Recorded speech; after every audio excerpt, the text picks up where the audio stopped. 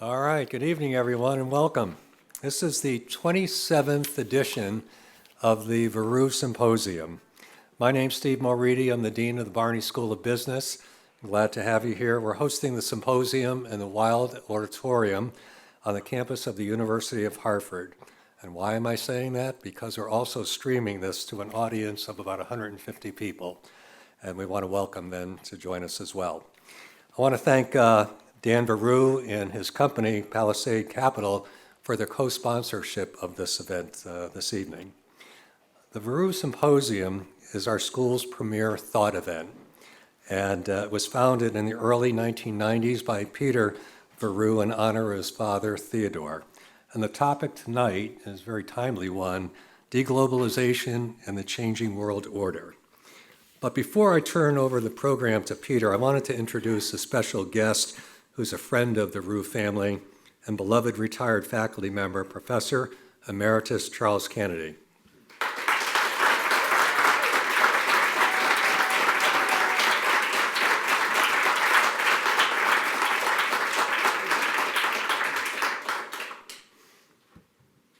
So Charles was so instrumental in helping Peter set up this event many years ago, and so successful, and we're so pleased to have him here this evening. At Charles's retirement a couple of years ago, one of our other alum, Charles Seaman, made a gift to start the Dr. Charles Kennedy Endowed Scholarship, and I'm pleased to announce the 2023 winners, and I believe they're both here this evening. They're Ashana Sharma, a graduate student pursuing a master's in business administration. And come on down. And we're going to have you right in front there because I want to have you take a picture with Charles along with the other recipient, Noah Gibson, a senior pursuing a degree in risk management and insurance.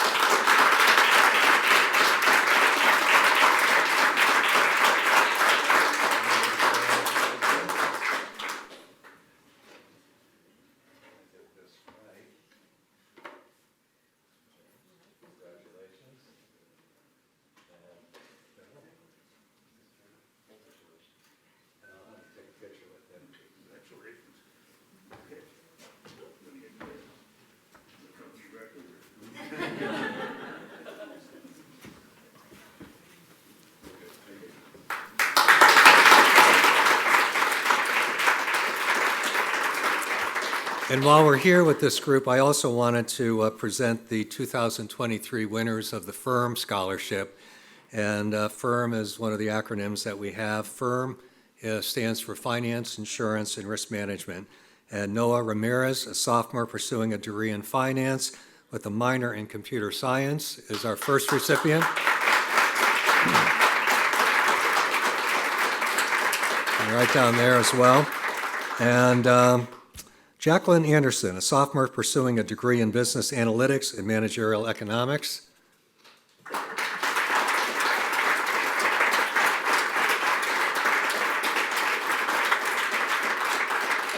And we're going to have you taking a picture with our Associate Dean and Provost, if she would come up, please. Surprise.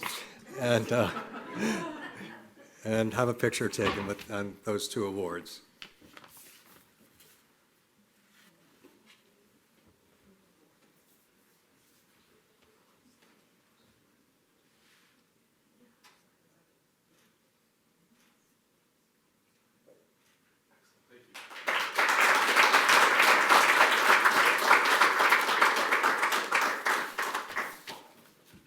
And we'll be taking some pictures after. If anybody wants pictures with the recipients, it's only $1.50, so cash preferred. At this point, it's my pleasure to introduce the one who has made this event possible. Peter is a 1985 graduate of the School of Business with a degree in marketing. Upon graduation, he has had a very interesting career. He spent 7 years on Wall Street as managing director of Toronto Dominion, and another 9 years as a bond trader at Bear Stearns. He left Wall Street and took an interesting turn. He pursued his musical talents as a guitarist and vocalist and formed a band called the Feather Merchants. They performed for a number of years and released albums, with the latest one in 2018. Perhaps he'll sing for us tonight. Peter has a keen interest in history, and he enrolled to George Washington University and earned a Master's of Arts in American History. He continued his education and traveled to Amsterdam to research the Dutch's involvement in the U.S. in the early days of our nation. And when he returned to the U.S., he continued his studies, research, and wrote his dissertation, earning a PhD from the University of Colorado in Boulder. He has 2 published articles in completing a book entitled Bonds of Independence, John Adams, Alexander Hamilton, and the Dutch Connection from 1780 to 1803. It's my pleasure to introduce a fellow alum, Peter Veru.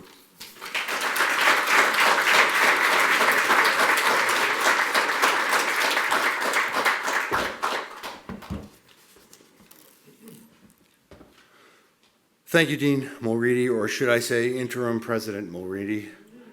We can only hope that interim is removed from your title. It is about time a University of Hartford alumni be its president. We stand on the shoulders of giants. The giant in this case is Dr. Charles Kennedy, who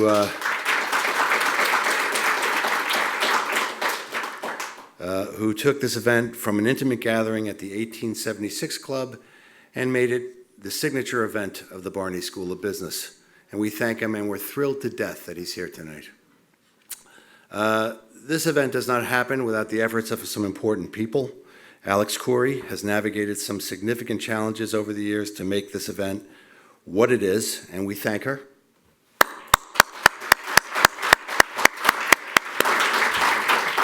I would also like to thank Katie Berube and Amelia Spoonhour for their efforts as well.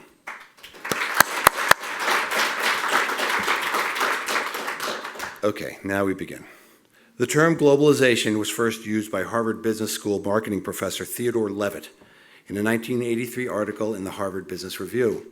The concept is straightforward. Globalization integrates people, business, non-governmental organizations, and nations into larger networks, rapidly changing technologies for transportation and communications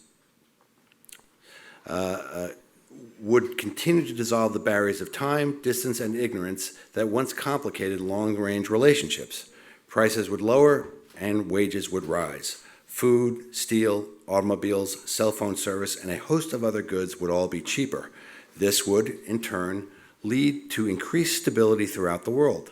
Nations linked within the same supply chains would think long and hard before they started shooting at each other.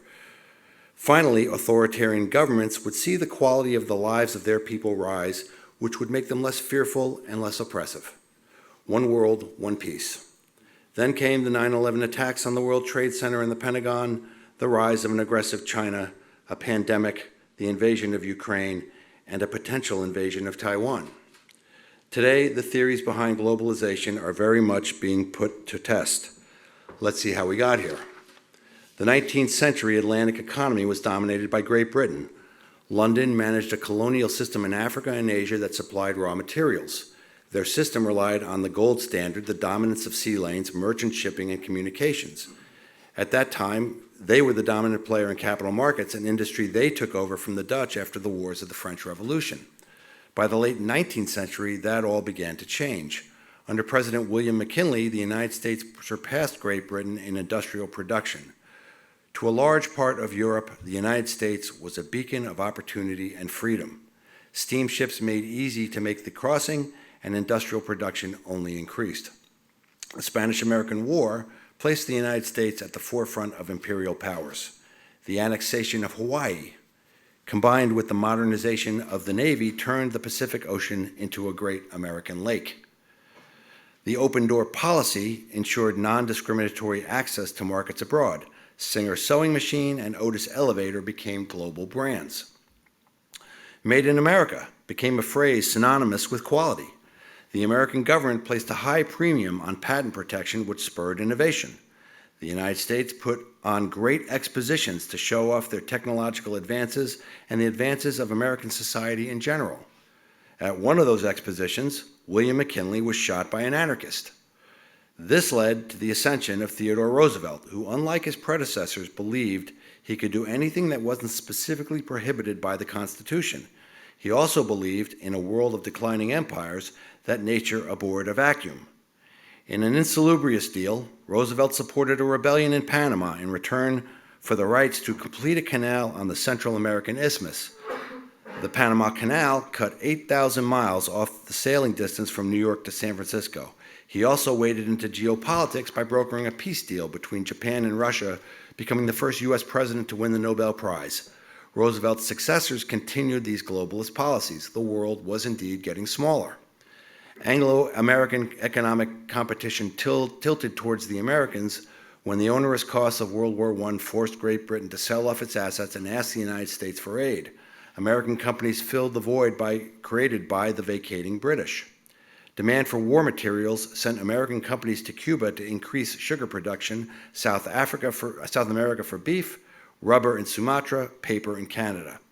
American overseas investments went from $2.7 billion in 1914 to $3.9 billion in 1919. Moreover, the investment banking business, which started in the Netherlands in the 17th century, moved to Great Britain in the 18th century, was now dominated by the United States in the 20th century. In the 1920s, the United States became the world's largest creditor. Under President Woodrow Wilson, the United States aggressively pursued a nationalistic course to break British monopolies in transatlantic cable communications by utilizing wireless technologies. The American oil business boomed. While his post-war League of Nations failed, Wilson and his intellectual heirs were determined to provide the American public and private leadership for the post-war economic and financial system. Herbert Hoover, called the first international citizen, was a major figure in the 1920s in the promotion of globalization. After World War I, Hoover spearheaded the relief effort for Europe, even giving tons of relief aid to the Soviet Union. As Commerce Secretary, a communications company like IT&T and AT&T experienced huge international growth. He championed subsidies for the marine and aviation industries. Pan Am Airlines won some critical mail routes. Gold and other valuables could now be moved without fear of theft. Automaker Henry Ford, a devout believer in globalization, envisioned a United States of the world where planes, radio, and cinema could pass over dotted lines of a map without heed or hindrance. Worldwide demand for his automobiles soared. By the late 1920s, machinery and automobiles were the second and third largest exports behind cotton. Congress offered tax incentives for companies exporting to China. American tourism to other parts of the world increased rapidly during this time. All of this came to a grinding halt one day in October of 1929. The Great Depression was a catastrophe for globalization. U.S. exports dropped from $3 billion to less than $1 billion. Franklin Roosevelt embarked on a series of steps designed to de-link the domestic from the global economy. He devalued the dollar, which elicited the same from other countries, and purchased silver, which further weakened Mexico and China with little benefit to the United States. In 1933, FDR torpedoed the World Economic Conference, where major nations wanted the United States to agree to currency stabilization. He and his congressional allies passed the Agricultural Adjustment Act, which gave the executive authority to control imports.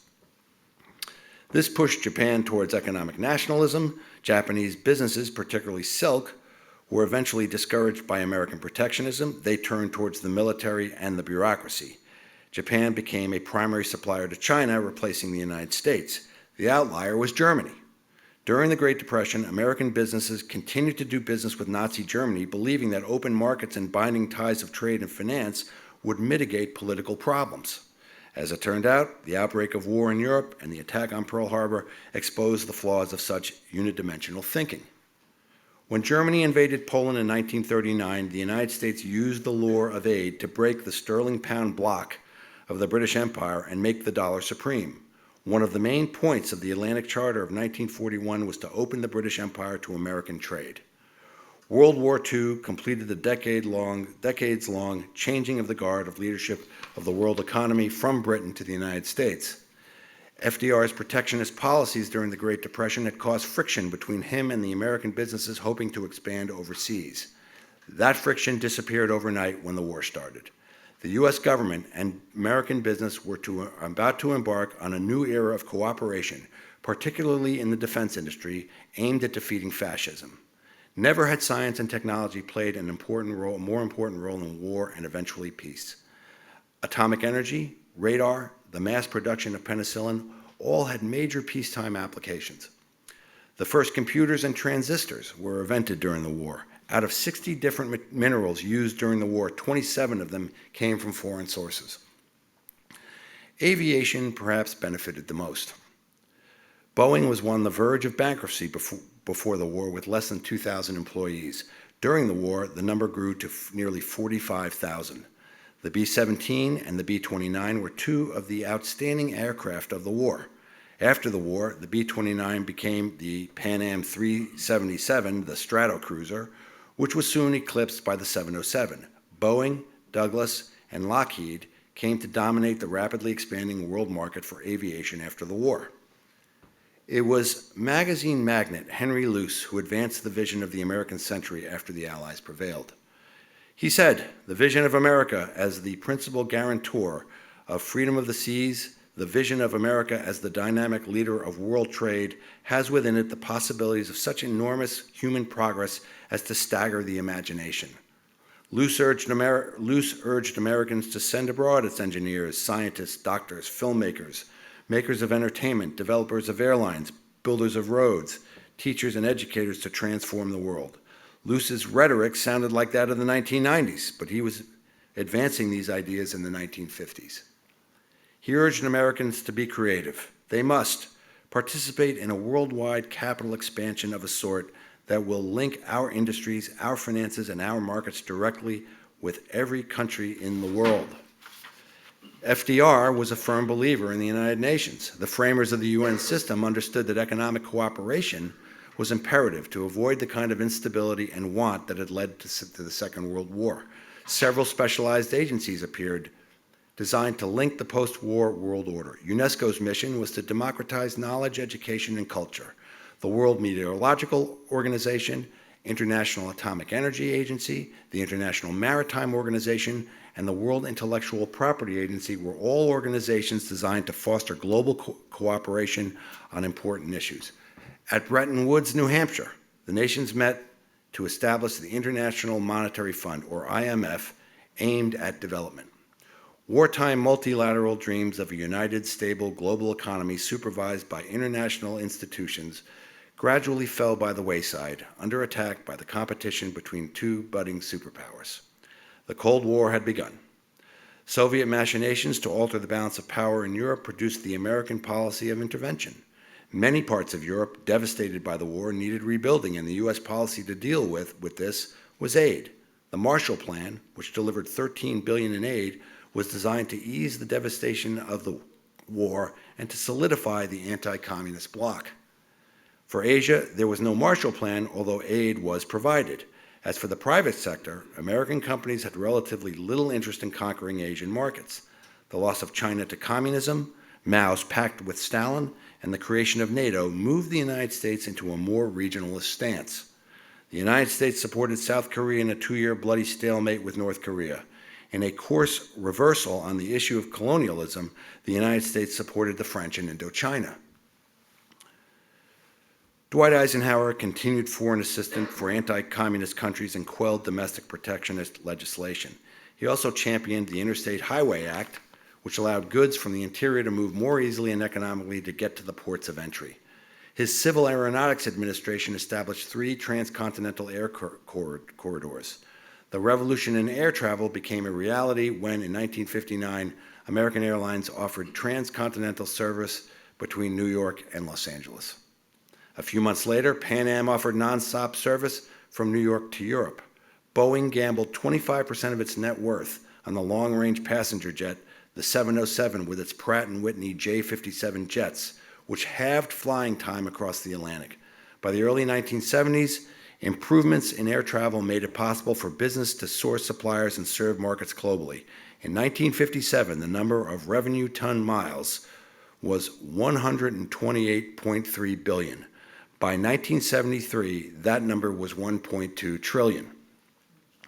Ironically, the second golden age of globalization emerged from the oil crisis of the 1970s. OPEC had little leverage in the 1960s, but Arab nationalism pushed OPEC into using oil as a political tool. OPEC's embargo and price hike in 1973 precipitated a world economic crisis. A cycle of stagflation hit the United States. A second oil crisis ensued when the Shah of Iran was deposed and 6 million barrels of Iranian oil were no longer available to the United States. Tensions with China and Russia increased.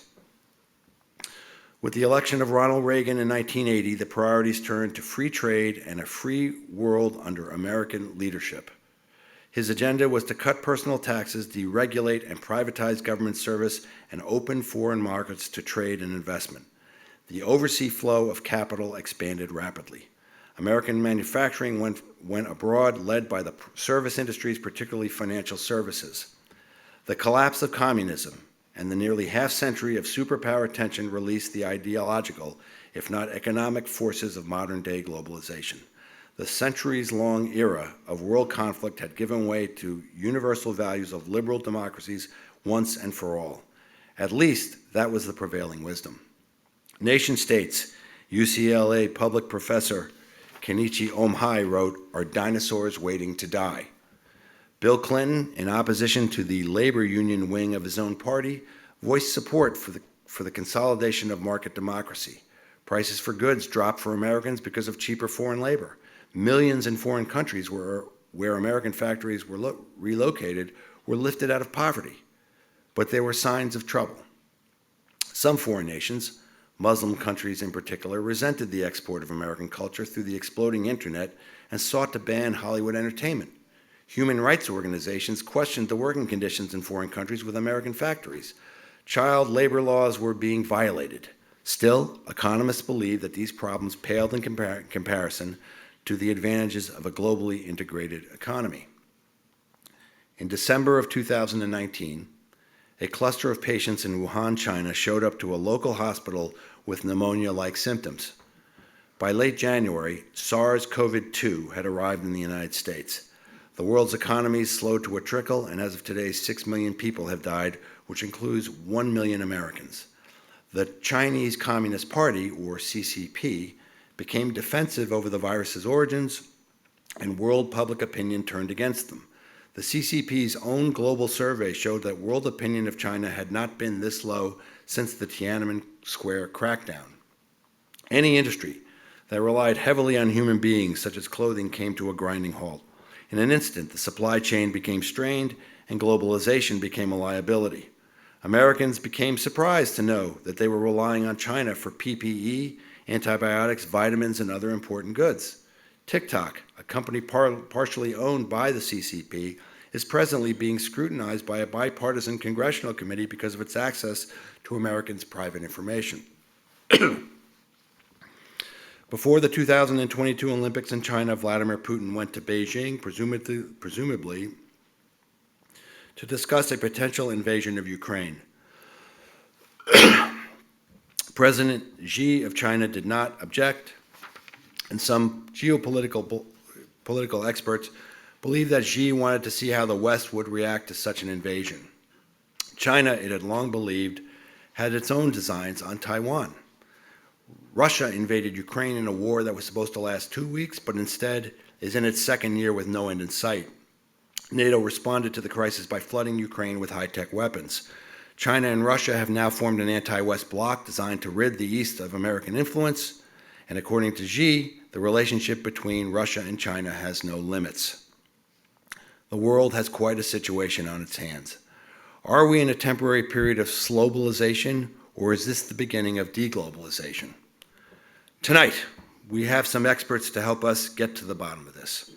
It is always a special occasion when we have a University of Hartford graduate as a guest, and tonight is such the case. Jay Malave is the Chief Financial Officer for the Lockheed Martin Corporation. In this role, Malave is responsible for all aspects of the corporation's financial strategies, processes, and operations. Prior to joining Lockheed Martin, Malave served as Senior Vice President and CFO for L3 Harris Technologies.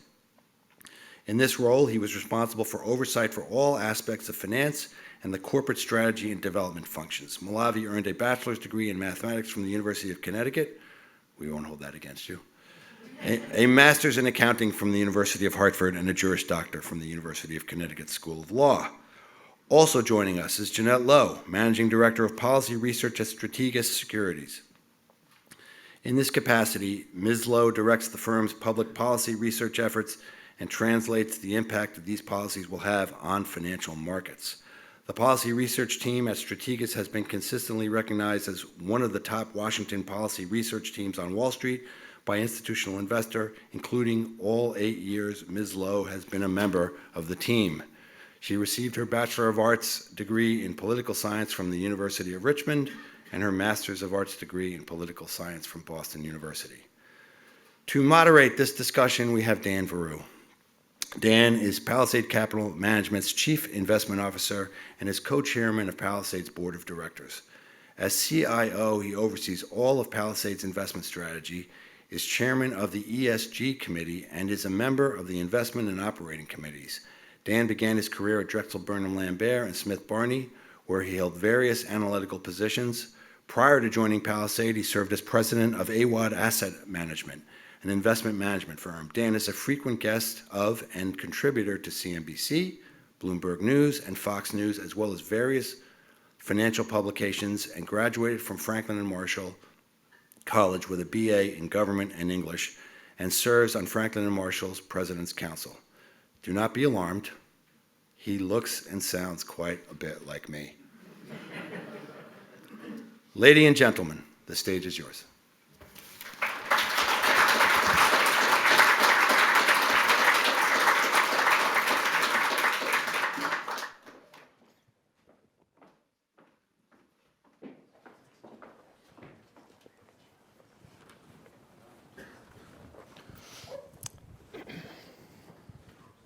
It's just not easy following my brother in a presentation. And Alex, the chairs are very comfortable. Yeah, they are. Okay, great. Thanks, everybody. I'm really excited to be moderating this event tonight. I think it's going to be a really interesting discussion. And then at the end, we're going to open it up for any questions or thoughts the audience may have here. So, in putting this together, I think in terms of investment periods, and the fall of the Berlin Wall and the subsequent demise of the Soviet Union were huge events in financial history, because it really, as Peter talked about, opened up the world.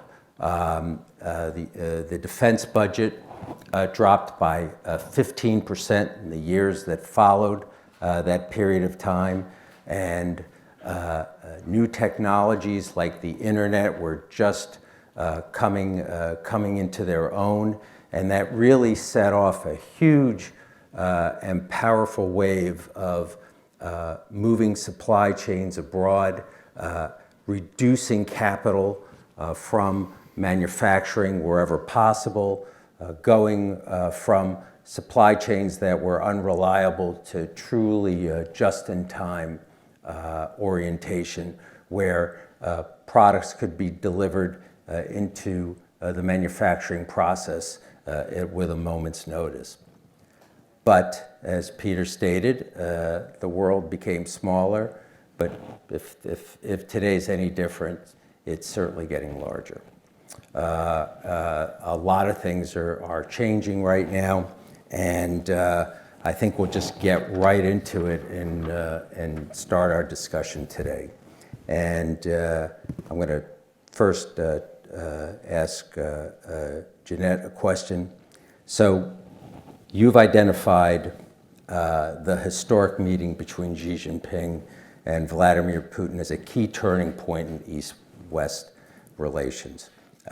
What went on and what were the big results of that discussion, and why is it such a defining moment in our history right now? Yeah, I mean, I think it's important if you think about, what Peter said in terms of we really wanted, there's this thought process that once you could try to open things up, you could have more trade, and that would allow countries to not fight as much. There was a big thought that once China entered the WTO, that it would liberalize its economy, that it would change some of its ways, and you haven't really seen that happen. And so this de-globalization theme has actually been going in for many years. This is not something that just happened this past year, but that kind of has really solidified it over the course of the pandemic. And so, the US has had concerns about China and about the way it uses its market economy, not having free market values, still doing a lot of subsidies for state-owned enterprises, still wanting to be treated with kind of as a developing country, even though it is probably very much not a developing country anymore. And there's been issues about, if a US company goes to China, they have to have their data sourced in that country. There's been issues about if the US company goes there, they have to do a joint venture with a Chinese company. All of these things have been building. Administrations before the Biden administration, before the Trump administration have been concerned about these things, but you never really felt like anything was really going to be done about that. And then you really start to see some changes. The pandemic was important because it really did show that a lot of countries were starting to say, okay, we don't feel like China is being completely honest with us. They're not being as forthcoming about what is actually happening here. That was really important. And then you also saw what happened just with the supply chain. So obviously China is kind of the manufacturer of the world, and we saw tons of supply chain issues over the course of that period. You saw, as Peter noted, they were doing export controls and restrictions on PPE that other countries needed during the pandemic. So that kind of ruined China's brand, I would say. And then when you look at the meeting between Xi Jinping and Vladimir Putin, don't forget that ahead of this, the United States was deliberately saying, we have intelligence that Russia is going to invade Ukraine. And we can see the troops amassing along the border. And then you still had Xi and Putin coming together and saying, we are going to have a essentially no-holds-barred friendship. And they basically kind of condoned, to some extent, the invasion into Ukraine. So that really has become a crystallization point. I think you've only seen that amplified over the course of the past year. The fact that they had a summit last week also just kind of shows that this relationship is continuing. And it really is, Xi said it, that he is really looking to have a multipolar world. He has been wanting to challenge the United States economically, militarily, technological advances. And so you're starting to see that play out. Yeah. And it's such a contrast to say the fall of the Berlin Wall and the demise of the Soviet Union. When those budget cuts happened to defense, I'm old enough to remember Northrop and Grumman being two different companies, Lockheed and Martin Corp being two different companies, Raytheon acquired GM Hughes, Boeing acquired McDonnell Douglas. So that decline in business really forced a lot of consolidation and brought a much expansive set of know-how for the industry. So Jay, you sit on the top now of the largest defense and aerospace company in the world. how is the defense industry adjusting to this changing threat? You have enormous resources as an industry. You have enormous resources. Can you pivot, and are the needs changing for our security? Yeah, the needs are absolutely changing, and we are pivoting, I think, fairly quickly. Frankly, we've been watching the model of China and how they've been able to really utilize commercial technologies and convert those over to defense applications much, much quicker than we have historically. And so we at Lockheed Martin, I think the rest of the industry as well, have embarked on how do we do the same in a lot quicker fashion. I'll give you a couple examples. Lockheed Martin is the producer of the F-35 fifth generation fighter aircraft. It is also the producer of the F-16 fourth generation fighter aircraft. Each of those was designed and produced specifically for particular missions, and they have their own unique communication system, data links and the like. And so they're very stovepiped, and they do that. They were designed that way for purposes of security, so that the communications couldn't be intercepted and tampered with in any way. When you go downstream, you're looking at an environment today, when an F-16 is flying and an F-35 is flying, they can't communicate with each other because they have their own unique communication systems.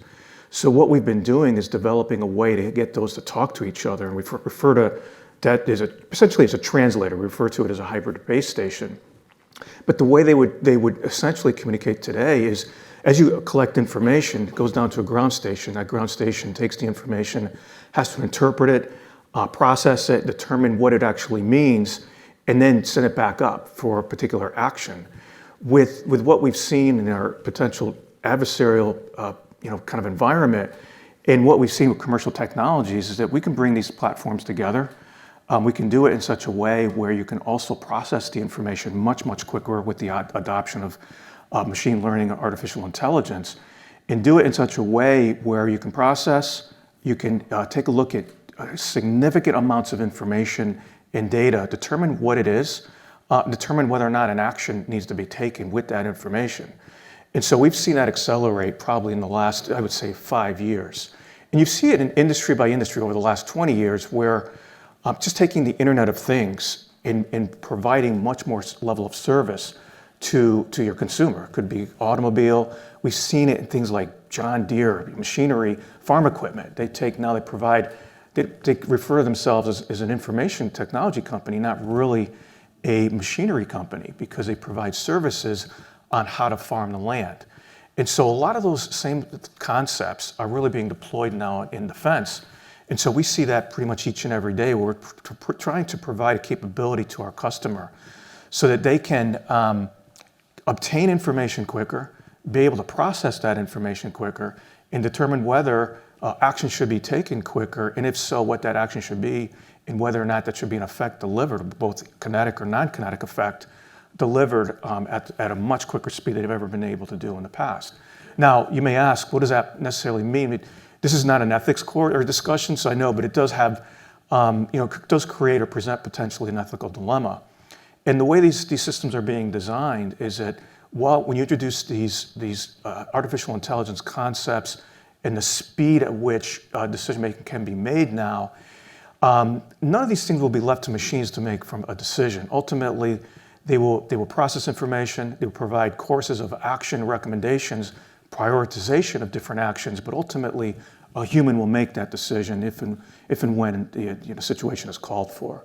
So we're just seeing a significant acceleration in technology, and we're not trying to really purchase it. What we're trying to do is really partner. We partner with companies like Intel, IBM, Red Hat, Amazon, AT&T, Verizon, to be able to provide these communication services in a resilient, secure way, but also be able to do the processing in such a way that, again, it enables decision-making much quicker than has ever been done before.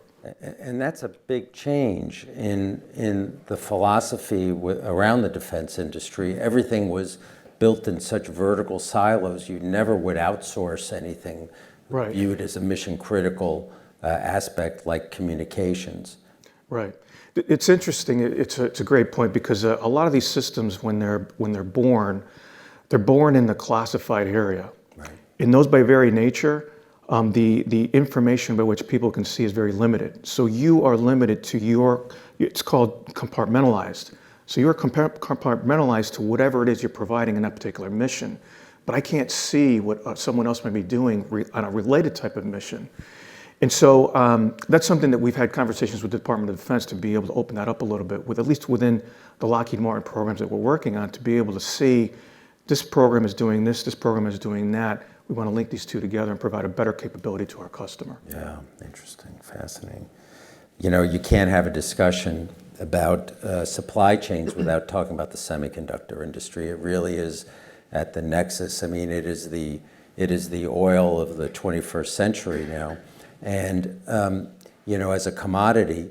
But this we really got to a point where I think lawmakers really woke up to the fact of our vulnerabilities in terms of how much of this was outsourced. What policies are changing? Obviously, we had the Chips and Science Act that was passed. Could you go into a little bit more detail, Jeannette, about what those policies are? And is the goal to really build a replicant of what is built already in China and Asia more broadly? Yeah, I mean, so obviously, you know, we all know semiconductors are super important. We all saw the supply chain issues, even with cars, not being able to get semiconductors during the pandemic. This has been obviously building for some time. There are semiconductors that have defense uses, as you know, they're built into the defense uses, and so there's also, you know, where do you want components to come from? That's part of the issue as well. So the U.S. is now moving into adopting industrial policy. You know, this is not something that the U.S. does very often. We've done it in a couple of cases in the past, but we're kind of really moving to this much more of directing where we would like our economy to start investing. And so semiconductors are really important just because they are the building blocks of everything that's an electronic device. The president, when he came into office, you know, looked at what is going on with the U.S. supply chain for semiconductors? What's going on with the U.S. supply chain for critical minerals that we need, especially since he wants to do a lot of electric vehicles? What are we doing about pharmaceuticals and where we get a lot of the active pharmaceutical ingredients that usually come from China or India? And what kind of threat does that then pose to the U.S.? And it's starting there because those are the kind of the basic building blocks, but it's going to build into other areas as well. Now, it doesn't necessarily mean we're going to try to bring all supply chains back to the U.S. That's almost impossible to do. But they do want to bring some key components, things that are critical, things that would be important for specific uses. They definitely want to try to bring back. And then it's also about doing, friend sourcing. So you try to have supply chains go back to Europe, supply chains maybe to go to Mexico, moving out of China and moving into Vietnam, moving to India, things like that. So we're trying to now create an environment where we work with our allies to create our supply chains rather than focusing on just China, which we do feel poses a threat. So the U.S. is looking at this more from, this is not about economic efficiency that we've seen over the past several decades. This is now much more about national security. So things that have a national security concern, we're going to try to bring back to our closest allies or something along those lines. And then we're going to, allow other things to play, and depending on that, how that works. So one of the things we saw was the CHIPS Act that Dan mentioned. That was a big piece of legislation. So this specifically provides $52 billion of subsidies and incentives to have research and development and have manufacturing of semiconductors in the United States. So we used to be, we still are, I would say, a leader in chip design in the United States, but we don't manufacture very much. So I believe in 2020, it was about 12% of global manufacturing was done here. If you look at the threat abroad, most semiconductor manufacturing is done in Asia. Taiwan is a significant source of semiconductor manufacturing. So there's also a concern that if China were to move on Taiwan, it could also do so just to get the semiconductor manufacturing capacity. And so that's another thing that's kind of bringing all of this into focus for us. So the CHIPS Act is one piece. There's another piece of that as well, that it's also just about investing in emerging technologies. So trying to invest in AI, try to invest in quantum communications, quantum computing, and investing in things that we see that China's really trying to accelerate in, and we're trying to kind of keep either one up on them or kind of keep it in even competition.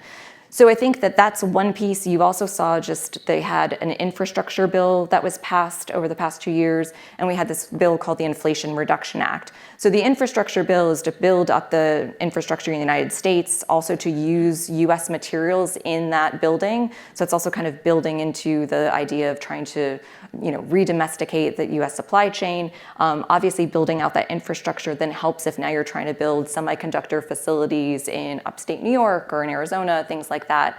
We have seen a significant number of investments made since the CHIPS Act has been announced. There's been at least 24 announcements of investments here, almost $200 billion worth. So that's important.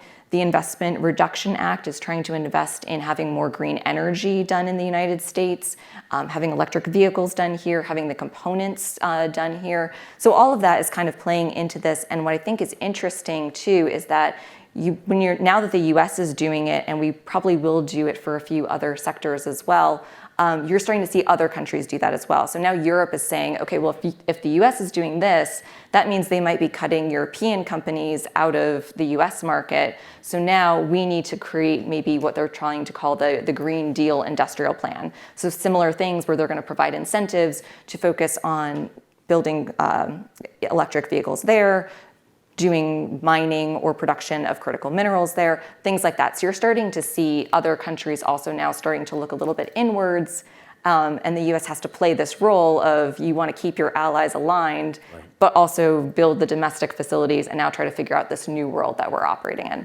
Right. And the cost here is, as you say, the priority is no longer, to save money, but the costs are going to be extraordinarily high, and it's probably going to keep the pressure very high and make it be quite inflationary from the standpoint of using up resources in this country and other places that perhaps weren't the places where you would set up manufacturing, because safety is the overriding concern. Right, absolutely. And how is that balanced politically?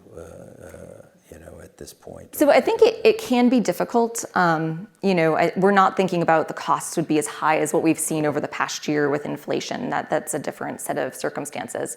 But you would see with globalization, you've had very low inflation, which is why now, to some extent, the inflation that we're seeing now is almost kind of a shock to the system, because this isn't something we haven't had to really deal with. So obviously it's going to have an issue, because just cost rising is difficult, especially when people are trying to make ends meet. But you also do have this other dynamic going on in the US where we've had this populism, so you had NAFTA happen, and then jobs get shipped away, and then these towns have become empty. So there's also an understanding too that jobs have left and nothing's come back to those towns. So this actually would kind of work in reverse. It would start to bring some of those jobs back, bring some of the manufacturing back home. It's still going to be a difficult dynamic, a difficult balance to make, but I think that there is more of this message about the US and China and this competition, which it does need to be sold to the American public to make them understand why costs are going up and all of this, but that is something that they can do. And I think one thing that you are seeing right now in Congress is that there is very strong bipartisan support to take this stronger stance to China. And that's something that I think that both sides will be trying to play to the American people. Jay, I mean, obviously you're not making toasters. So the integrity of we might be upset that we can't get a toaster, or I can't get a key fob for my car, or something like that, because the supply chain's disrupted. But the supply chain is so critical for the products that you make, understanding they're not maybe as high volume, but these are very complex systems. One part can ground a multi-million-dollar piece of equipment. How do you protect? How does the industry protect the integrity of its supply chain, particularly as things have just gone through such a period of distortion because of COVID and the like? Yeah, it's certainly a big issue for us. And if you think about just the environment today and where the footprint is in the value chain, we're already limited, because when you go, you say, even if you're in Taiwan, where the wafer manufacturing occurs, As you go deeper into or downstream in the supply chain, some of that goes to China, whether it's packaging, whatever the case may be. We can't, once it goes there, we can't purchase it. So we're already limited. And so our supply is already constrained. The second issue we have is we're generally in defense, interestingly, a generation behind in the technology versus commercial players. And because our volumes are so low, when you think about auto manufacturing, we talk about millions of vehicles a year, we're talking in the hundreds. And these older generation chips are not as profitable as the newer technology. And so there's just not the incentive to provide these at the levels that we need them. And so we're dealing with those types of issues too. And so there's no one great answer on how to deal with it. One thing that we do, and it's been in the industry for a long time, aerospace and defense is something called last time buys, where you sit there and say, look, I'm going to project what I'm going to need of this particular chip for the next 15, 20 years for the life of this particular product. I'm going to buy them all now. And I'm just going to let that inventory burn down over the next 15 to 20 years or so. You also look at, there's certain situations where we redesign chips. And so we may go in and take some of the latest technology, even though it's not necessarily needed, but because we're concerned about that older technology and that those product lines, our assembly lines being maintained. And so, so we do redesign as well, and then we do carry some buffer stock, but none of those individually or even in the aggregate represents any type of panacea. Right. And so we're certainly exposed. Back to Jeanette's point on the CHIPS Act, Jim Takelet, our CEO, chairman and CEO, was very involved in that, in supporting that. He supported the president. He was on a panel to get congressional support for that because of the concerns that we had for national security, really, in the defense industry. And so it's something that we're going to continue to be challenged in, and it's not, unfortunately for us, it's not limited to chips. We'll probably talk a little bit more about supply chain, but that's certainly something that we keep an eye on every day. And for if we have to go buy a lifetime's worth of material and chips, we're going to do it because we're just limited and concerned about what that stream will be. Yeah, and then how do you maintain that inventory? Keep it from? I would imagine it degrades over some period of time as well. Right. They don't last forever, I would imagine, right. Even when they're just sitting in a warehouse. Yeah, I mean, they get built into the larger assembly, but you're right, those degrade over a period of time, and once you get to that point, you're starting to kind of go down to just limited inventories. You have to redesign, which is costly. When you think about the platforms that we provide and the systems we provide, particularly something, it takes a lot to qualify something, whether it's flight worthiness, whatever the case may be. We also manufacture satellite systems, so these have to be radiation hardened. Because of the sun radiation. And so the design work to redesign and substitute these parts is incredibly expensive. But again, we have really limited choices. And so we have to essentially go forward with those. Yeah, interesting. So,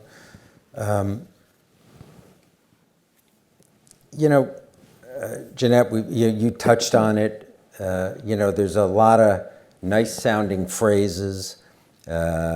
Friendshoring, reshoring, whatever. But as we started to chat about, these things are inflationary at a time when we have inflation. I've spoken with Don Rismiller, your economist, who believes that our structural inflation is going to be significantly higher than the 2% target that the Federal Reserve keeps saying that they want to get to. At a conference recently, he stated that we'd have to raise short-term interest rates to 9% to get inflation down to 2%. None of these things, could you put a little political context around this? We have an election year coming up. Inflation is on everybody's mind. How is the administration thinking about all of these things in the context of getting reelected? Yeah, I mean, so there's a lot of issues involved in all of this, and so obviously, one of the things is that a lot of this stuff is going to take time to come back, right? So you're not going to have a fab. I mean, they do think there's going to be one of the fabs. I can't remember which company thinks it might open next year, which is significant progress, but Not of this is going to take 2 months or 3 months. We're talking about several years down the road. So this is also going to take some time. So you almost might get past the election before you start to really see those costs come in. But you can play up the story over the next 2 years that we're actually getting these things built. And we're putting new investments and things along those lines. But we have said this is going to mean higher costs. So that is an issue. And they're going to have to be this balance between saying, okay, look, we're bringing jobs back, we're bringing manufacturing back. These are the things that people have been upset about over the past couple of presidential elections. But then at the same time, now you have to balance that with the fact that we're dealing with quite significant inflation at the moment, and we're also dealing with a difficult fiscal situation as well. So, things were kind of rosy during the pandemic. The government went all in, tried to support the economy. It worked. But now we're kind of going into that hangover effect. So, what happens with taxes, what happens with employment, we're kind of starting to see those impacts now. And you have a divided Congress. So you're also seeing the Republicans saying, okay, it's time for us to rein in spending. Democrats are saying we need to support people and you can't cut programs that would hurt them. So there's going to be some dynamic to this that's going to be a little bit of back and forth, and they're going to have to figure out how to play it. But I will say that the train is moving, and the train is, maybe not the best thing to say, but the train is not going to be derailed. Thought about this a little late. But so, if we have a new president in 2025, this is still the direction that we are going in. And I think that that's important to know. There are a lot of things in Washington that flip from one political party to the other. This is something that we're going to continue to see move forward, and the trajectory is not going to change. No, it definitely seems like there just don't seem to be very many other good options other than this, given this realignment. And from a historical context, the price earnings multiple for stocks was higher in the period during the period where we had the peace dividend, which there makes some sense. We didn't have a lot of these inflationary pressures eating into profits. So it just seems like we're entering a period where everything is upended, priorities are changing of the government, and I find it interesting just since Silicon Valley just went bankrupt, that it's almost an ironic punctuation on sort of the end of the big cycle of technology spending and a new cycle of infrastructure spending, with sort of the demise of Silicon Valley Bank putting a punctuation on that end as we move to new priorities. And inflation's a big issue for your company, Jay. You got one customer. His name starts with Uncle, ends with Sam, and your projects, your products take a long time to design, a long time to build. How do you manage those cost pressures? How can you predict what a product's even going to cost? And now that we have levels of inflation we haven't seen in a very, very long time, that makes your job even more complicated. I'm glad you got I'm glad you were a math major. Yeah, but it's also made it interesting. It's it's interesting, the dynamic, or really the construct of government contracting makes the exposure not as significant as one might think on the surface, and for a number of reasons. If you look at our revenue exposure, 40% of our revenues are on cost-type contracts. That's the terminology, but what that actually means is that we're reimbursed with a small profit for our actual costs. So in that case, we don't really bear the risk. Our end customer will bear that risk. On the other part, the other 60%, those are fixed price contracts, so certainly we would bear risk. And you think about, I refer to the F-35, I refer to the F-16, these are long-running programs. But our contracting is done in essentially annual lots. And so there is a concept called multi-year contracting, but for the most part, we will renegotiate our contracts annually. In certain cases, they go out 2 to 3 years. So our exposure in inflation has some level of limit to it because we get to reprice over a reasonable amount of time. In many cases, we take that risk that we bear and we push that down into our supply chain. So it doesn't necessarily mean that we may not be bearing that risk entirely, but it does put pressure on our supply chain. So we have to make sure that we're staying on top of their financial wherewithal and their solvency, any types of issues they may see. And so in some cases, we've had to advance cash flows and things like that to make sure that the health of our supply chain remains pretty much intact. And so, from that's on the material side, and I think we've been somewhat, I'd say, generally insulated from it. But there's a downside to it. What I mean is that the defense budgets are essentially static and they're fixed. So if the price of my unit is going to increase, then that's going to reduce the amount of those units they can buy.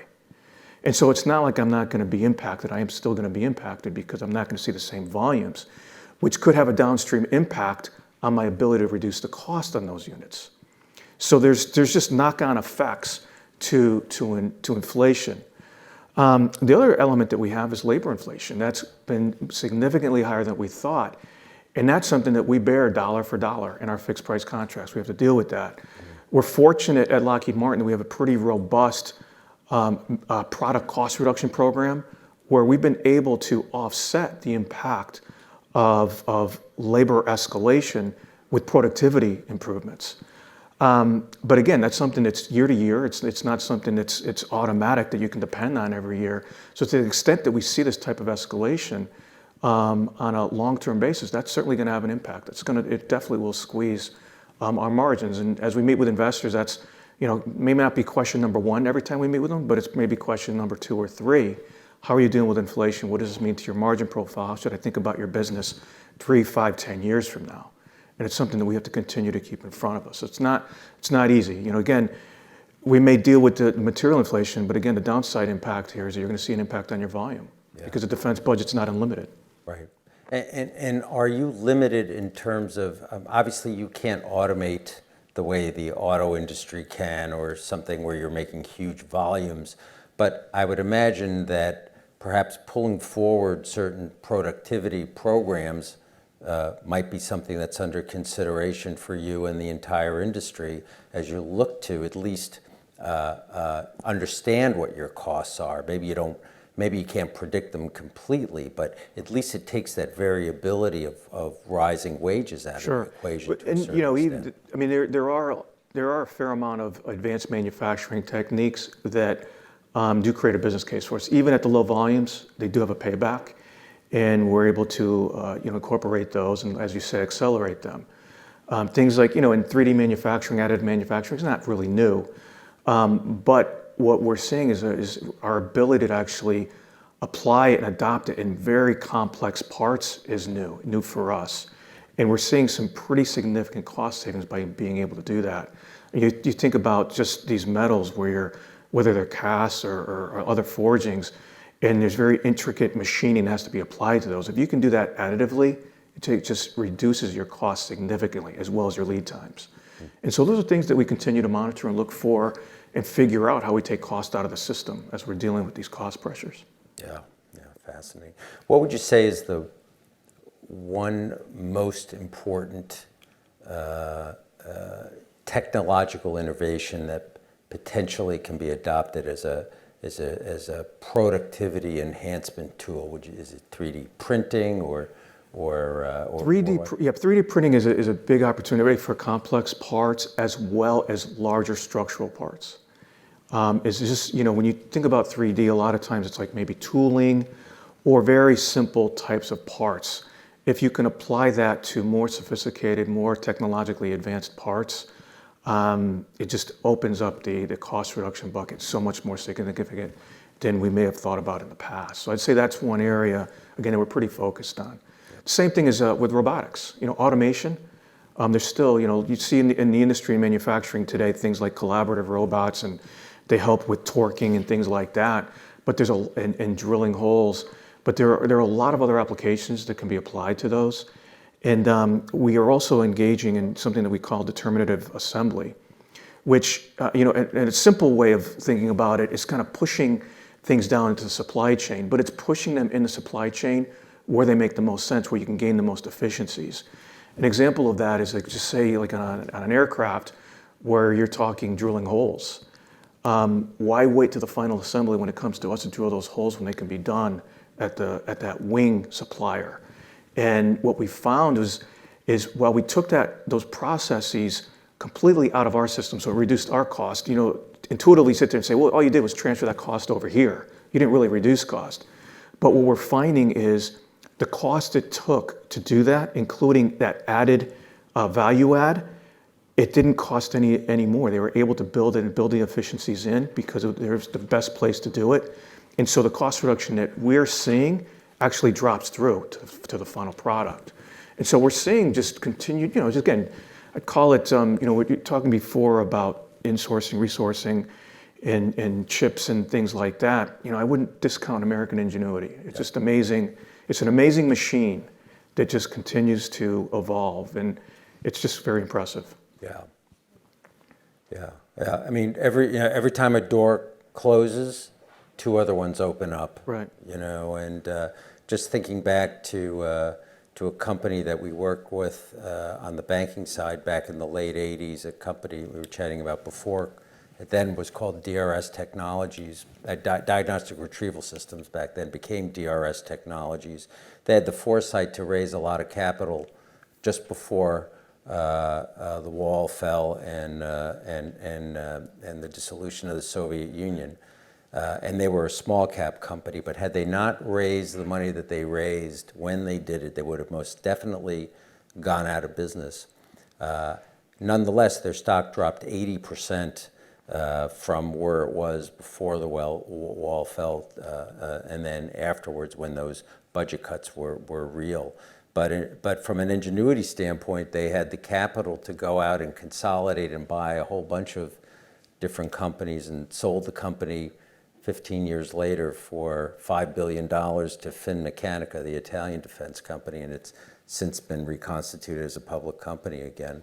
On the ingenuity side, there's certainly a lot of talk about artificial intelligence, and the timing of this is brilliant because just yesterday, the alarm bells are going off from some of the most prominent thought leaders within the artificial intelligence space. For a while, China has been investing enormous sums of money in AI. Are there initiatives in the legislation that support further development of AI and, with this revelation and this letter that was just signed, should there be a pause taken on some of these things?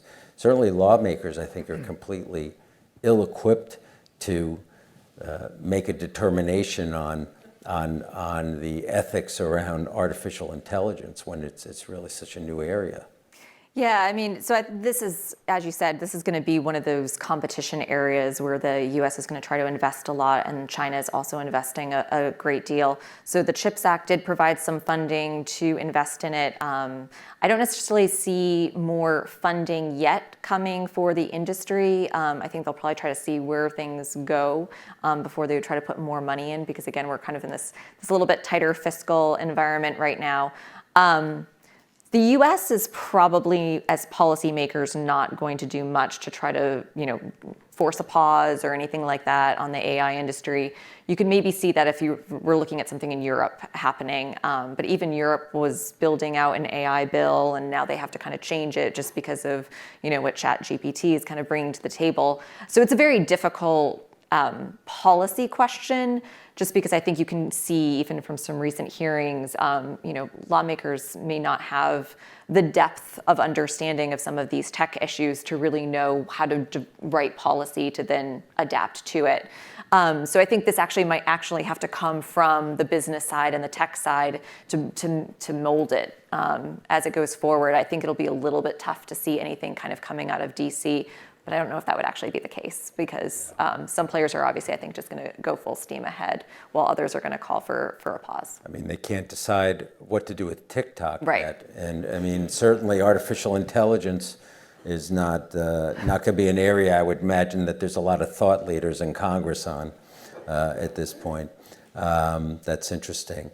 Jay, you go to the website for Lockheed Martin, the first thing you see is what you're doing in the artificial intelligence area.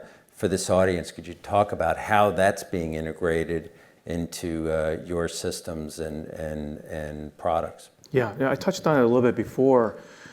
Again, it's really creating, we're working on creating this network effect of being able to tie in all these various assets that our customers have, and then be able to take the information that comes off those assets and be able to process that information for purposes of decision making.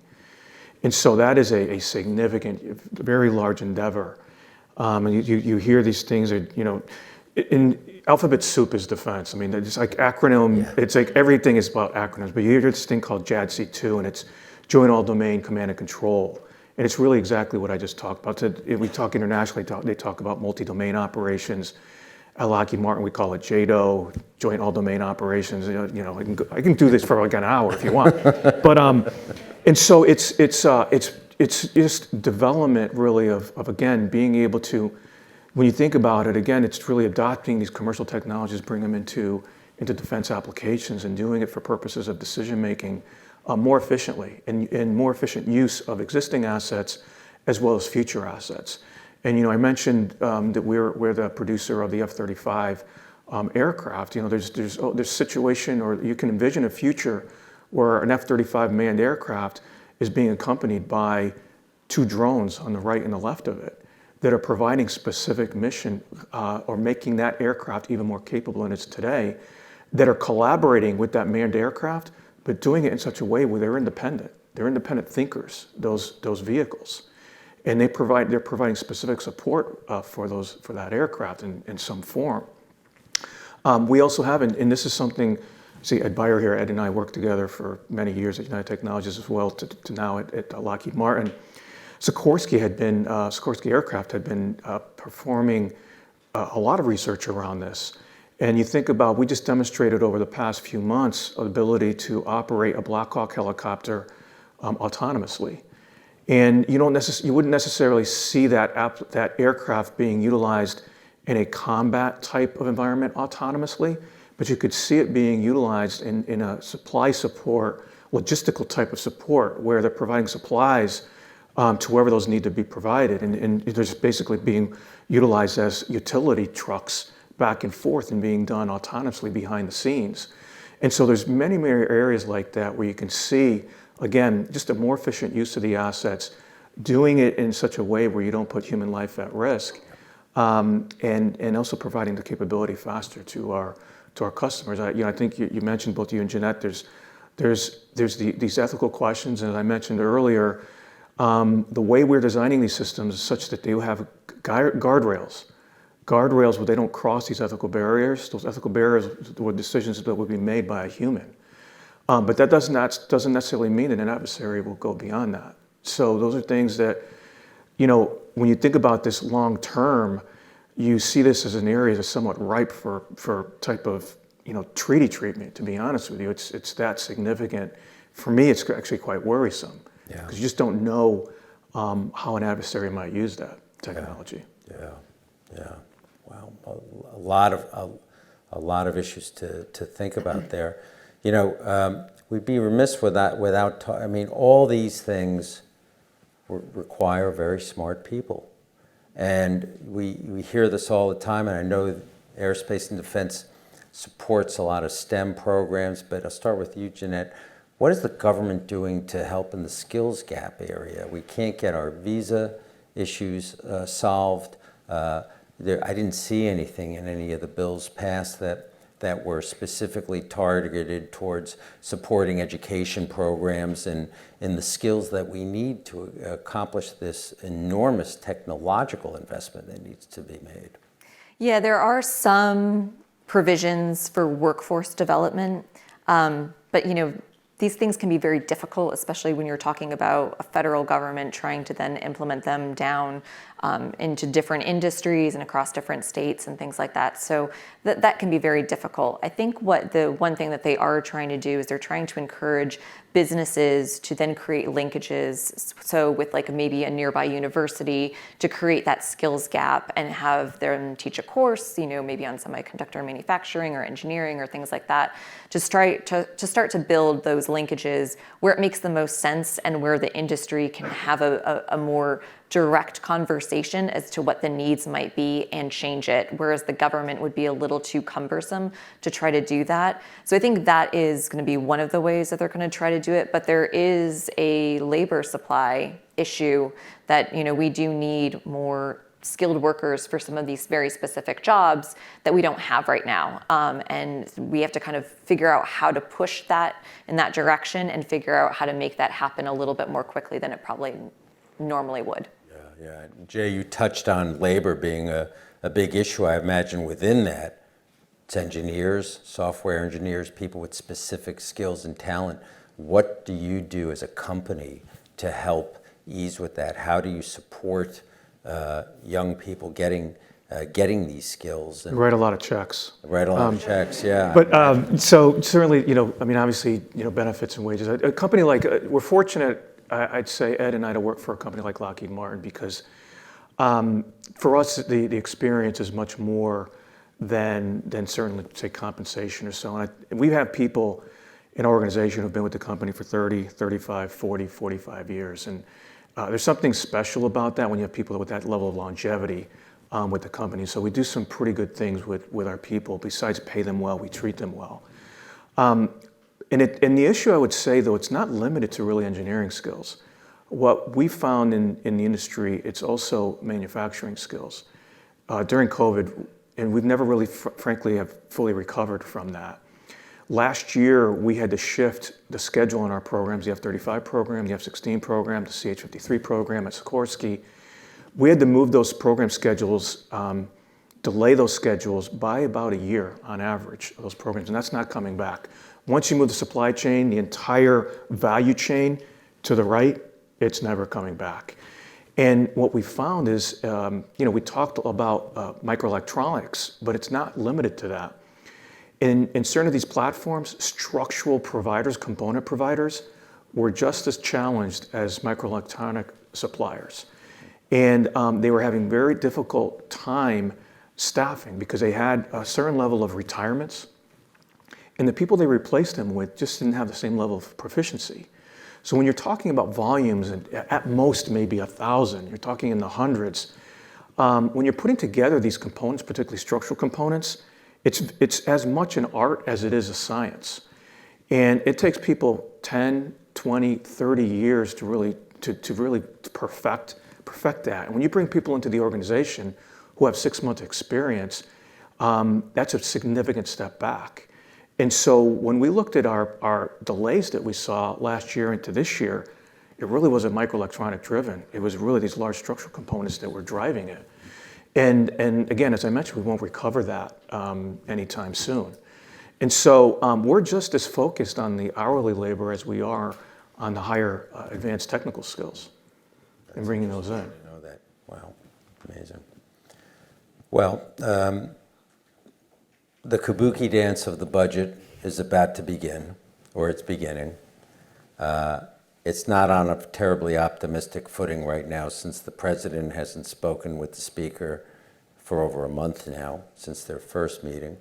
Jeannette, could you update us on what the speeding car looks like heading into the brick wall? How close are we going to get to it before the ABS brakes kick in? So we have, as you know, we have a congressionally mandated debt limit, which is currently $31.4 trillion.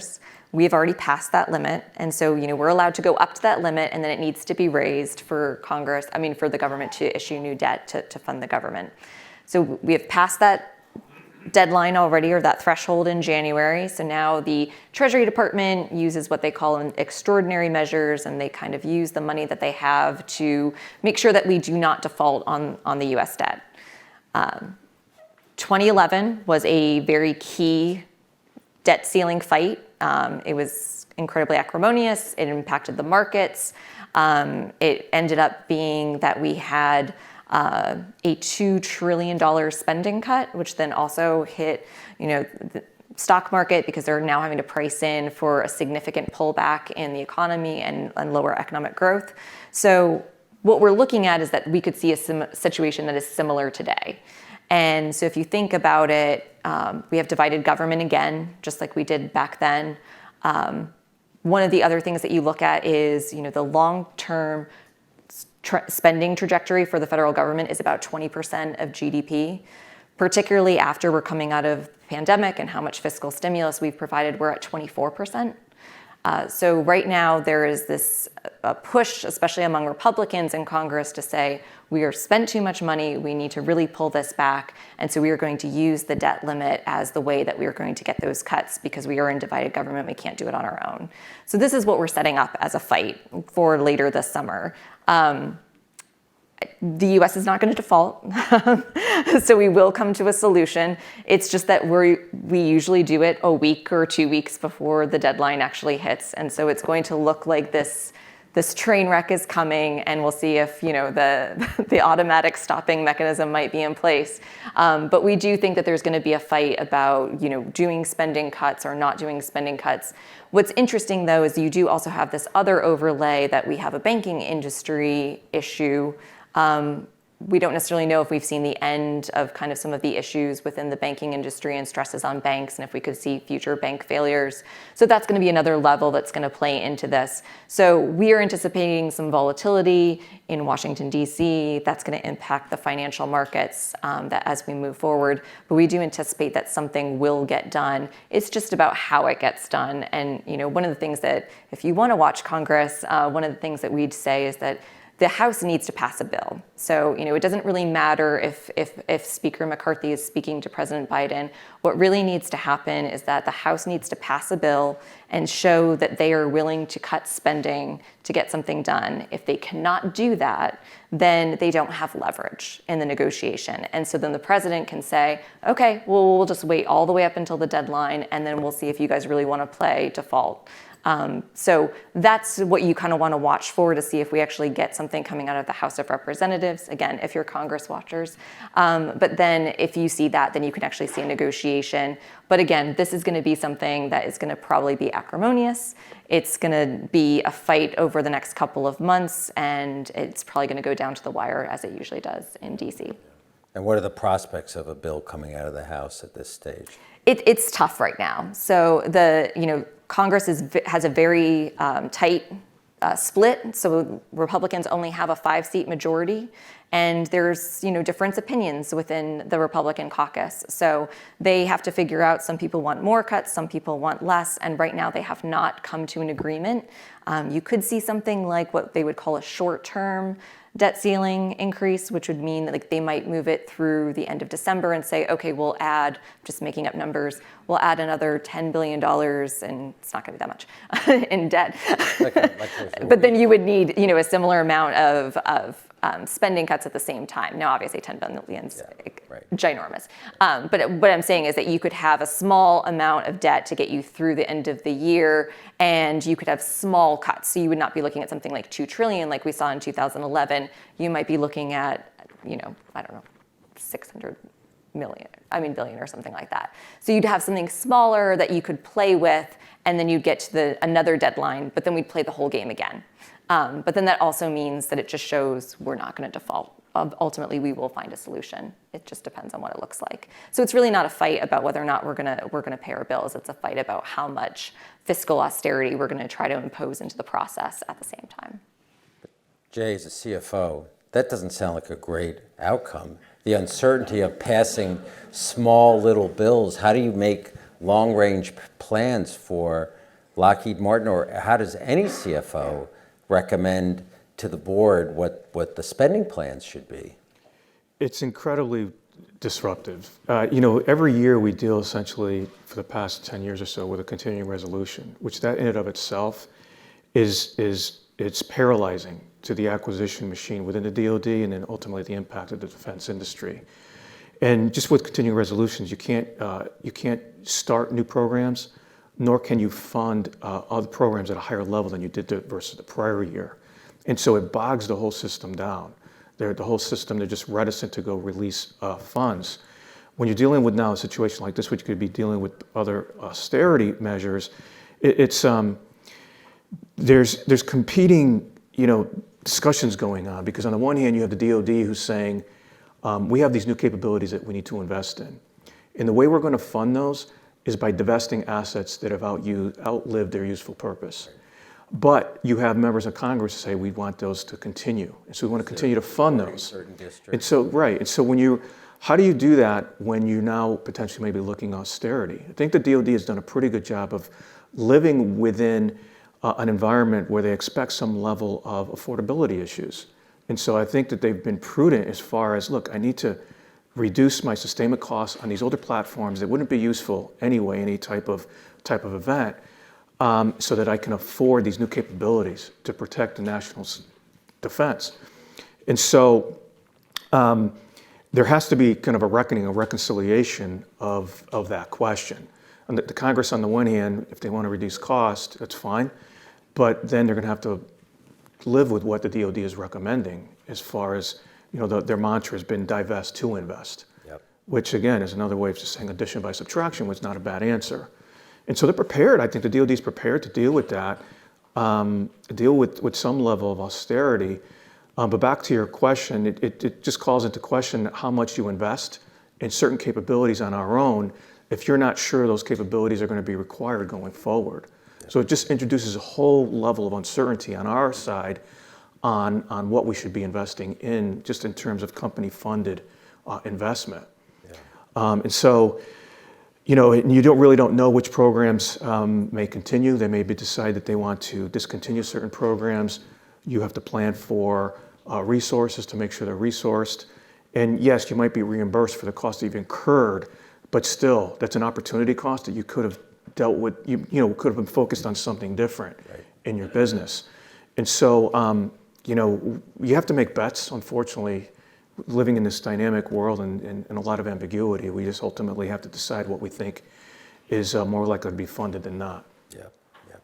And I remember speaking with, in 2011, and the issue around sequestration came up, and there wasn't one CEO, CFO that I spoke with in the defense industry that thought that it was nothing but an unmitigated disaster. But again, necessity being the mother of invention, what ended up happening while revenues perhaps didn't grow, the companies were much more profitable because they cut out fat within their organizations, discontinued programs, probably in conjunction with the DoD of what programs they could discontinue, and probably lighten the load for many of the companies, and the stocks did well. Yeah, you did see that over that, say since 2011 to say 2019, 2020, the margins in the defense industry increased over that period of time. So they did become more efficient enterprises. But in the long run, I think that sequestration, it has a long-term impact in certain programs that probably should have been funded. They weren't funded. And ultimately, I think that the customer is going to spend more on those capabilities and the programs by just pushing things to the right. Before we conclude tonight, I want to open up to some questions, because we always learn a lot and want to hear from you all. And we'll take this gentleman right here. All right, so going back to the whole debt crisis thing, going back to the whole debt crisis thing, so lately I've heard of this proposal to mint $1 trillion coin, which would be used to basically pay off the current debt, and after that's done, they're basically going to melt the coin. But I want to know, what are your thoughts on this whole proposal? Like, do you agree or disagree with the idea? I mean, the simple answer is it's not something that's really on the table. I mean, the Treasury Secretary has basically said that that's not something that she would look at as a proposal. So I think people like to float it around as an idea. I think it's come out before, but it's just not going to actually happen. It reminds me, last year, as you know, our topic of discussion was digital currency, and Bitcoin was $41,000 per Bitcoin this time last year. While it's rallied more recently, it's well off that high. But I think it certainly brings in some of the other issues. We're rapidly coming up on our debt service as a percentage of our tax revenue, approaching 15%. I think right now it's 11. And one thing I would caution is we got a little glimpse of what can go wrong by what happened in the UK last fall.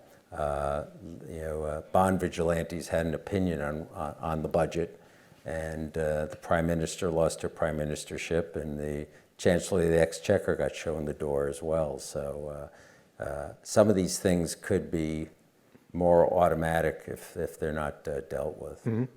Yeah. Yes, sir. In speaking of restructuring global supply chains to base them more in allied nations to the U.S. or even in the U.S., what would be the magnitude of the ramifications on that plan of the debt crisis, given the costs according to the plan? Yeah, I mean, this is why it's a little bit interesting. If you kind of look at 2011, we came out of the financial crisis of 2008 when we put in that austerity. But if you're now looking to where we are today, we feel like there are more geopolitical threats. There's this initiative to also invest in the U.S. and to change the supply chains. And so it makes it a little bit more difficult to actually do significant cuts. But then at the same time, you have to think about what is going on with the fiscal picture in general. And, we have a lot of debt. Interest costs are rising, ballooning, you may say, as well. So this is going to be a difficult dance because you want to invest in certain pieces, but then at the same time, you need to get your fiscal house in order. And then you want to create changes within the country. So it's like you can't really just insulate yourself and say, okay, we're just going to do cuts and hope that everything goes well for the next couple of years until we move on to the next phase. So this is going to be hard. I don't want to make it seem like this is going to be easy decisions, and there's probably going to be missteps along the way. But that's definitely something to be thinking about. Right. Good question. Yes, sir. So it was mentioned that China is accelerating their military defense by adopting more commercial technologies, and we're trying to do the same thing. And we're trying to adopt such technologies such as machine learning, AI, and deep learning. Do you think that by trying to adopt such abstract technologies that we would introduce national securities and ethical issues? And if so, how can we determine the balance between those things, especially in a time of financial difficulty? Can you just ask us where interest rates are going? Well, we Jay, mentioned it a little bit it's for before. Absolutely, they introduce ethical questions. There's no question about it. How far do you take the technology? What do you allow it to do? And as I mentioned again at Lockheed Martin, we've been very deliberate. We actually have internal committees which evaluate those very questions and determine how far the decision-making authority that AI can have. And at what point does that then hand over to a human to be making a decision? And so that's something that it's very embedded in really in the culture and from an internal process to make sure essentially it doesn't get away from us. Again, you can't speak to what other countries are maybe be doing, but I think that we've built processes, just self-governance processes, to ensure that we don't really cross any type of line or allow what it is, a service that we're going to provide, make a decision that we would ultimately later regret. Great question. This gentleman, yeah. Hi, so I know earlier we were talking about how Lockheed Martin incurred a lot of labor costs due to the inflation. I just have two questions. So what is some steps that Lockheed Martin is doing to combat the labor costs? And I heard that AI, is it possible that we can implement AI to reduce labor costs and increase efficiency? Yeah, so, as I mentioned, we talked a little bit before, we've accelerated a number of cost reduction activities, automation, and just other advanced manufacturing techniques to be able to really reduce the amount of time and the labor cost that goes into manufacturing our systems and our products. And so while you see on the one hand the cost of labor significantly increasing, on the other hand the amount of labor input that goes into that is coming down. And so that's the way that we're dealing with that escalating cost. As far as AI applicability in manufacturing, absolutely. When you talk about systems you think about just at the beginning for sales and operations planning, the process by which you determine what your demand is going to be. There's certainly an opportunity there to use AI for purposes of sensitivity planning, determining what the right manufacturing pull and when you should be on the manufacturing pull is also an opportunity. You think about manufacturing today, it's really, frankly, in certain cases, not much different than it was 20 years ago, where the integrator, so Lockheed Martin is an integrator, and we're the final assembly house for many of the systems that we provide. There's areas that we don't trust their supply chain. And so let's just say we need a system to be delivered to us by tomorrow. We may be actually putting the signal in the system to our supplier to provide it to us 20 days in advance because we don't trust they're going to give it to us in that period of time. To the extent that AI and machine learning can help to identify those better suppliers early on in the system, then we can make that whole process so much more efficient. Same thing with the deployment of labor. If you know what your shortages are, how you're assembling to shortage in a particular shop at any point in time, you can best utilize your human resources and deploy them on the shop floor just better than people looking at, well, what did we complete yesterday and how are we going to deploy those resources today in a manufacturing assembly meeting. And so there's just a lot of different applications. We're just scratching the surface on AI that we can use that and really make our operations much, much more efficient. Dan, we have one last question right here. Hi. Yes. Hi, thank you. So my question is about maintaining the strength of the U.S. dollar globally. I guess with the growing coalition of Russia, China, and India, and I guess how, with like the banking SWIFT system and the oil standard of the U.S. dollar, I guess how do you feel will be positioned in the future with those kind of growing coalitions against us and kind of against the U.S. dollar? Yeah, so I mean, China has been trying to provide an substitution for the dollar as the world reserve currency. The yuan can't really do that right now because China imposes restrictions on its own currency. But you're continuing to see them try to increase usage of the yuan. And so one of the things that's been happening recently is Saudi Arabia is now saying that they would price oil in yuan versus in dollar.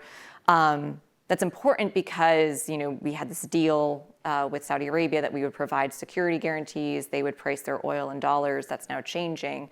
But the dynamics are also changing in the Middle East. China is now the biggest importer of Saudi and other oil in that region. The U.S. has become a little bit more independent, and we're actually now next exporter than importer. So that's kind of changed the dynamic for Saudi Arabia, and so that's why they're kind of playing into this a little bit. So I think in the next couple of years, there's not really this threat yet of the U.S. dollar being dethroned as the world reserve currency. But as you move into more of this multipolar world where you have China pulling other countries this way, and you're going to have these countries that are going to kind of play the swing factor, right? So if it works to their advantage to be aligned with China on certain issues, they will do that. If it works to be aligned with the US, they'll do that. If another player comes out, maybe India, they might do the same thing. So you could see less usage of the US dollar. But right now, I think just given the US economy and the strength that we have with that, it's going to maintain for the near term, but that is a long-term risk, and it is something that the U.S. is also considering. And then just also, as you guys talked about last time about digital assets, there's also do you do a move to a digital currency and make that now become the world reserve currency as well? So I think it's definitely a threat that's out there, and this is kind of what you're seeing, some of the pieces coming together. But in the near term, the dollar still has significant dominance. Yeah, a few years ago, I was with the former Supreme Commander of NATO, James DeVritis, and he made a comment that just stuck with me. And he said that, China and Russia have customers. We have alliances. They get frayed, they have ups, they have downs, but there's very much a transactional relationship between Russia and China. And many of these things are marriages and arrangements of convenience. Whereas you look at NATO, it's been around for an awfully long time. Again, we have ups and downs depending on what the tone of the Oval Office is or what's happening in the world. But I think that probably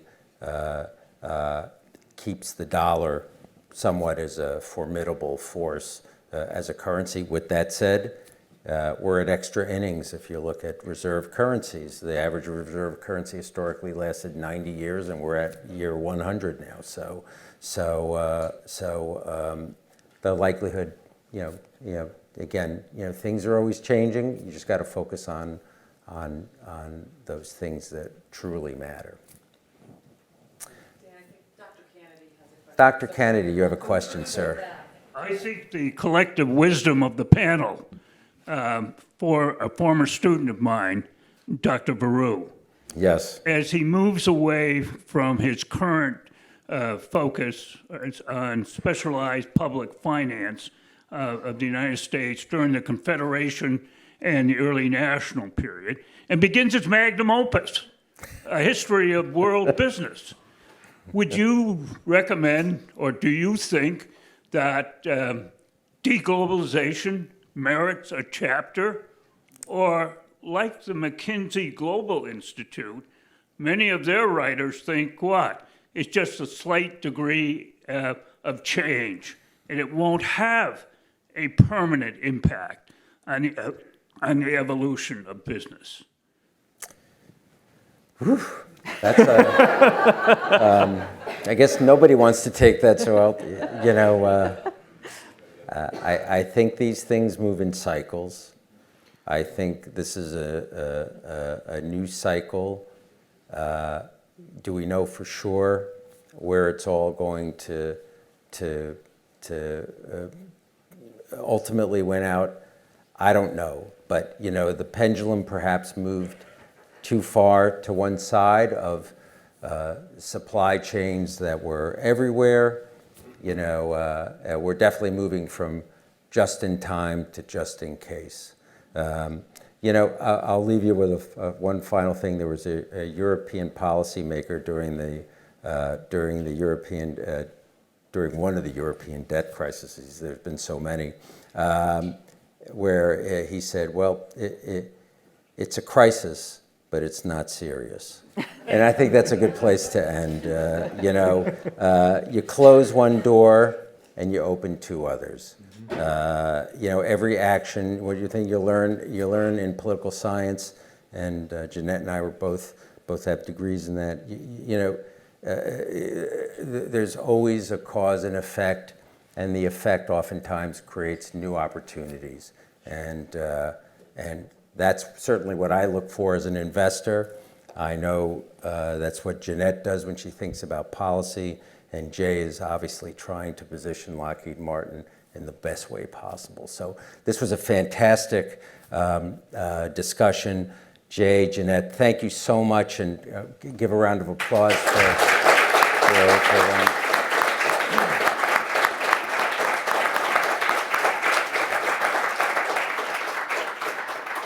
Dan, you took the words out of my mouth. Terrific discussion, and you're a great host and questionnaire here. So thanks very much. And Jeannette and Jay, Thank you. terrific.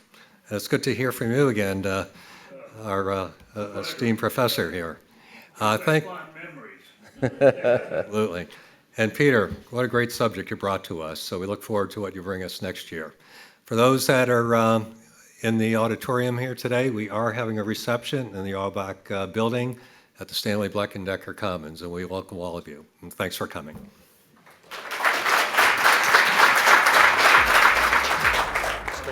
Thank you.